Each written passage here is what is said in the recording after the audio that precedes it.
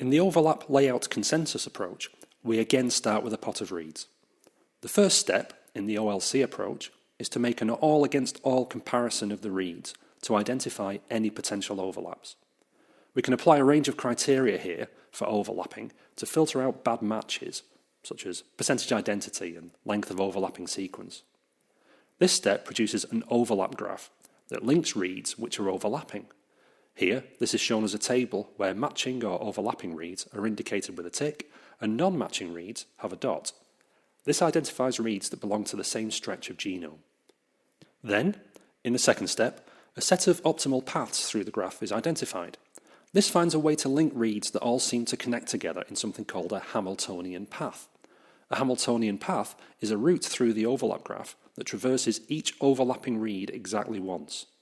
This path is used to produce an organization of the reads called a layout. Finally, the reads in each of the layouts are aligned in a multiple sequence alignment to get an optimal alignment of all the reads together.